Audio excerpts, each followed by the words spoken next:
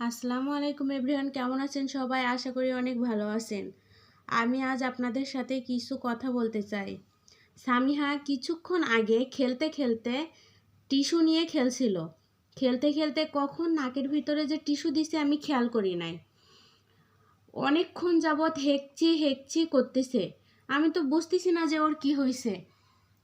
একটু আগে হেঁকচি দিছে তো এতগুলা টিস্যু বাহির হয়েছে সামিহার নাকের ভিতর থেকে, আপনারা দেখেন একটু।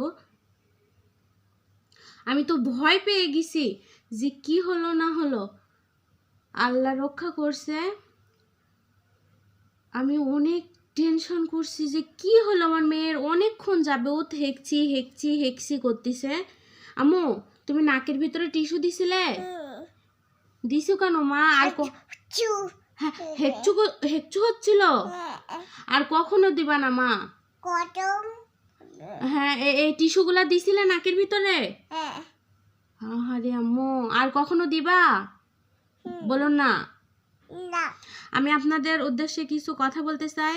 আপনারা বাচ্চাদের কাছে কোনো খেলনা, নরম জাতীয় কোনো খেলনা যদি দিয়ে রাখেন তো আর কখনোই ওগুলা দিবেন না। বাচ্চাদের নিকট থেকে যত সম্ভব ছোট জিনিসগুলো দূরে রাখার চেষ্টা করবেন। আজকে আল্লাহ রক্ষা করছে আমার মেয়েটাকে, আলহামদুলিল্লাহ। আর কি বলবো আপনাদের, কখনো টিস্যু, কাগজ এগুলো দিবেন না। আগে একদিন সামিহা কি করছে জানেন? নাকের ভিতরে ওই যে খাবার আনার পরে যে ওই কাগজ দেয়, নরম কাগজে খাবার দেয়, ওইগুলা নাকের ভিতরে ঢুকাইছে। আমি সেই দিন অনেক কষ্ট করে নাকের ভিতর থেকে